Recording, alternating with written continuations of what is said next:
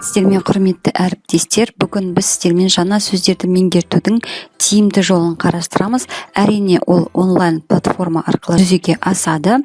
Сіздер іздеу жолағына Quizlet деп жазасыздар. Мінекей осындай платформа сіздерге ашылады. Міне осындай бет ашылғаннан кейін сіздер мынау оң жақтағы жоғары жақта зарегистрироваться басасыздар. Мен өзім Google аккаунтым арқылы кіремін. Сіздер де өздеріңіздің аккаунттарыңызды теру арқылы бұл платформаға тіркелесіздер. Содан кейін біз сіздермен бірге жұмысымызды бастаймыз. Ол үшін мына жерде жоғарғы жақта тұрған создатьты басамыз. Бұл жерде учебный модуль, папка немесе курс деген бар. Біз бөлім бойынша сөздерді меңгертетін болғандықтан учебный модуль дегенді басамыз. Және де осы жерде біз ең бірінші название деген жерге бөлімнің атауын жазамыз. Яғни мен қазақ тілі ғарыш бөлімі деп жазып қоямын. Сіздер өздеріңіз қандай бөлімге сәйкес сөздерді меңгерткелі жатырсыздар, соны жазып қоясыздар. Міне төменгі жақта термин және определение деген шаблондар тұрады. Сіз сол жерге термин деген жерге жаңа сөзіңізді, определение деген жерге оның анықтамасын бересіздер. Мен алдын ала Word нұсқада дайындап алдым сөздерді, соны көшіріп алып келіп қоямын.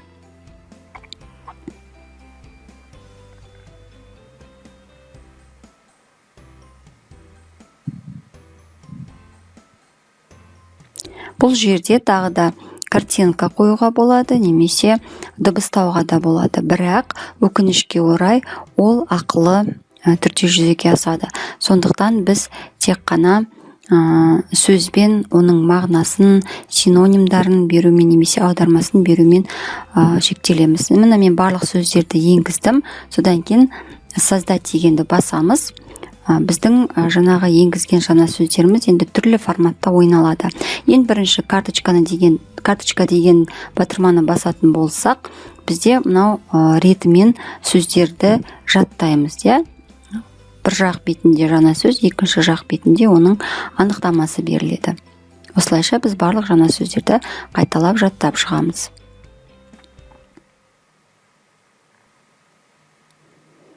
Келесі батырма заучивание деп аталады. Бұл жерде мынандай ойынның түрі ұсынылады, яғни жаңа сөз, және де оның баламасы мынандай тест түрінде ұсынылады. Оқушы тестті орындау арқылы жаңа сөздерді қаншалықты есте сақтады, соны тексереді. Сонда оның ұпайы да шығып тұрады.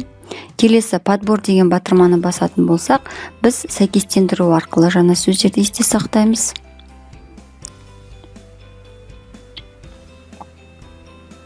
Қарап отырсаңыздар, өте ыңғайлы, жаңа сөздерді ойын арқылы меңгеріп алуға болады. Одан кейін письмо деген жерді басатын болсақ, бұл біз жаңа сөздердің дұрыс жазылуын үйренеміз. Одан кейін тест бөлімін басатын болсақ, бізге жаңа сөзге байланысты әртүрлі тест түрлері ұсынылады. Осы тестті орындау арқылы жаңа сөздерді қаншалықты меңгерген оқушы тексереді. Одан кейін ойын түрінде де жаңа сөздерді жаттауға болады. Бұл жерде мысалы гравитация дегенді басатын болсақ, мінекей мынандай астероидтарды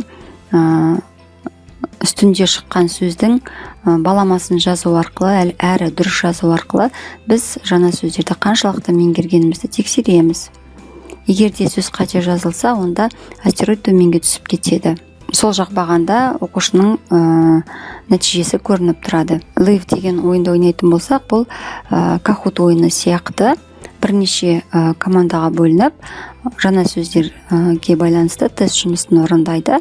4 оқушыдан көп командаға арналған жұмыс QR код арқылы немесе арнайы код арқылы олар ойынға тіркеле алады. Мінекей біз одан кейін төменгі жағына добавить или удалить терминді басатын болсақ, біз бұдан кейін келесі сабақтарымызға арналған осы бөлімге қатысты жаңа сөздерді енгізе алатын боламыз. Яғни бір модульге қатысты барлық сөздерді сіздер бір жерге жинақтайсыздар, және де әрдайым оқушы ол сөзді қайталау арқылы естерінде жақсы сақтап қалады.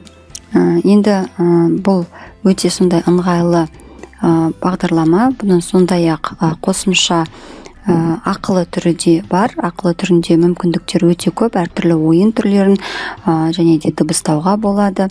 Енді ол өздеріңіздің қалауларыңызға байланысты.